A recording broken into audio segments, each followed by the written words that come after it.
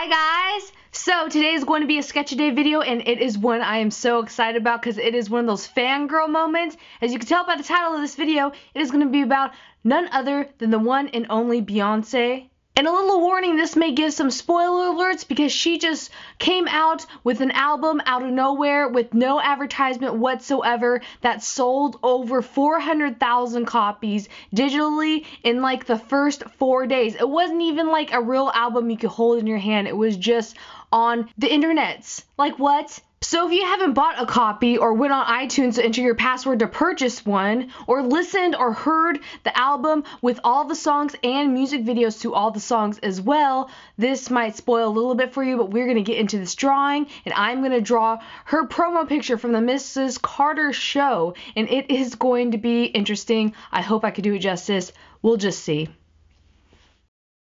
So like I said, I had to make a video about this Beyoncé album because I haven't purchased an album featuring Beyoncé since Destiny's Child. I remember I played that to death till it got scratches all over it and listened to all the songs to where I knew all the words to Destiny's Child songs. And this one, the reason why I bought this and I purchased it and paid my $15.99 for it is because it is not just songs, it's all music videos to the songs as well. So you are getting like a great deal. I would have even just paid $15.99 just for her Blue Ivy song and the music video with it. That's it. It's so good. So I'm going to tell you my favorite songs and videos while I'm drawing her Mrs. Carter World Tour, like beautiful queen-esque look. And reasons why you should maybe purchase this album if you're into Beyoncé type music.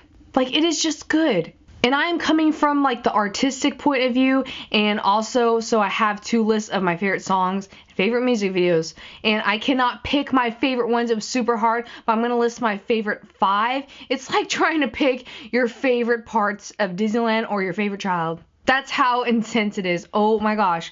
Like I said, Blue Ivy, that song Blue, featuring Blue Ivy, and she's talking at the end of it.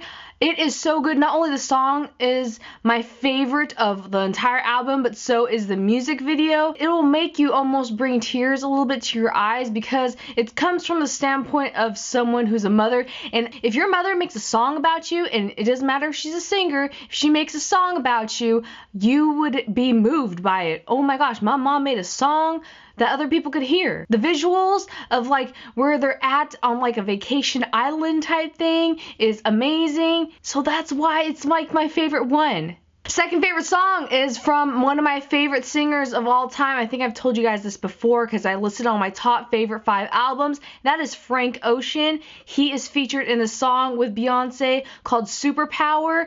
Oh my gosh. And I think I'll have to put the video, the music video, on my favorite music video parts of it too, because this music video, it goes into like this end of the world apocalypse where they're all like have these, she has this a beautiful makeup done, and she has her hair like blonde with different colors in it, and she's just walking through like the world is crashing and coming to the end, and it is just such an uplifting song. And then all of a sudden the members of Destiny's Child starts coming in. You're like, oh my gosh, that came out of nowhere. I did not know this was going to happen. It is so good. I just love Frank Ocean in the song, and you should have seen me screaming for joy when I heard Frank Ocean was in this album. Oh my gosh, such a great surprise. The third one on my favorite song list is Drunk in Love. It doesn't matter if you drink or not, this is just such a addicting song. I don't know what it is about it. I like her parts, I like Jay-Z's parts. I guess if anyone's been in love or had a mad crush on someone, they would understand and love the song too.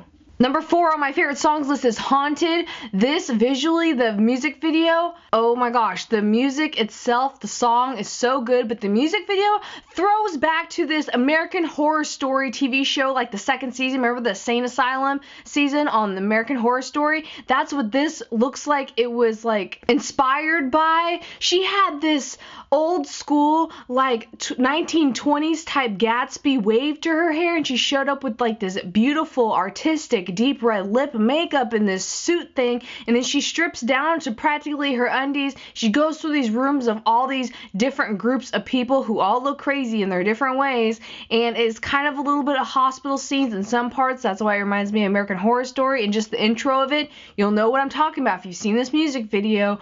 The song itself is haunting and good. That's why it's probably called Haunted, but you should check it out. This whole album, it's artistically like put together very, very well. The music videos, if you watch it all listed one by one, it like tells a story about her life. Now she doesn't even need to tell me a diary about her life. I just saw all these music videos and heard these songs. Last favorite song is Partition. It is so strong, so good. The rap lyrics in it match very well with each other. It's one of those like songs where like you feel like you could do anything. You know what I mean? Just like Superpower, but like in a more hardcore way. Now let me move on to my favorite music videos. Like I said, I love the Blue featuring Blue Ivy. I love Superpower featuring Frank Ocean. I wish he showed up in that music video. He didn't, but Destiny's Child showing up at the end of it made up for all of it. American Horror Story, little inspiration of Haunted, was also in this list of my favorite parts of the music video section of this album. Pretty Hurts. Oh my gosh, the beauty queen section of this, I feel like every single girl could relate to us. Every single girl could relate to different parts of this album. There's some sexy scenes in this album that makes you like feel like you could do anything and love anybody. There's some parts where you can relate to her where she thinks about her family and the love in her life, and there's some parts where she has like superpower where it feels like she's a superhero and it uplifts you and think you could do anything. And then my also very favorite music video in this is EXO. And I love this music video because it is like in this carnival circus thing, and it shows her fans and just random people everyday lives, and that's probably why I also liked Blue, the Blue Ivy song and music video. And it's just so, I cannot tell you how good these are. And I know that a lot of Beyoncé fans are going to be like, you didn't like that song Blow or the music video because it had that 70s-esque or just that throwback vibe to it, the way it was filmed, artistically beautiful and so fun and upbeat and danceable. But you see, I dance like a white girl. I am not good at dancing. And no, it was really, really good. But Flawless also didn't make my list as my very favorite songs and music videos, although I really like the song because it's so like, makes it feel like you can kick butt in life in general, but I don't know why. It's just, I like very complicated, dark, artistic things, as you could tell from this channel. It's just how I feel. I did like how this turned out. Honestly, I was so nervous to make this because I do not want to mess up on a Beyoncé picture of all things, but I like the regalness. That's why I picked her with this crown in the world tour cover. This roughly took about 40 minutes, I think, and of course I was listening to all of her songs while I was drawing this. I still believe I can't do it justice. I did it with graphite pencil, but it was just fun to listen to her songs and try to make something. So I hope you guys liked this drawing of Beyoncé I did, if you checked out the album yet or not. If you're a fan of her or not, just this whole album feels like artwork.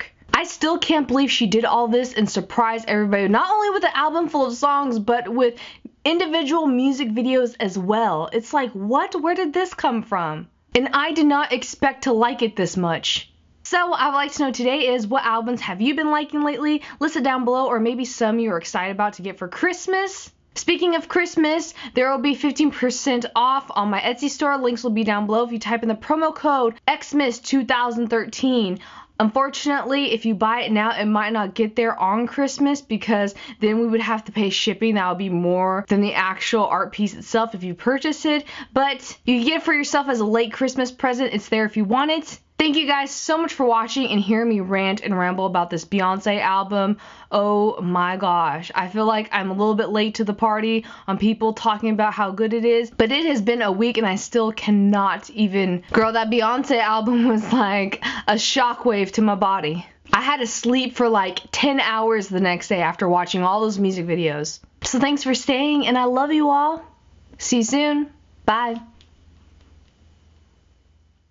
Now, I don't know about you, but I feel like the only person in the world who doesn't care for the movie Totoro. I love Hayao Miyazaki movies to death, but for some reason this movie wasn't my favorite one. I'm not really sure why. It wasn't horrible, it just wasn't my favorite one of all time like it is for a lot of people. I just love how this cat transforms into things, and I'm going to do it in a more realistic type version, so it's going to be different than the original cat in the Totoro movie.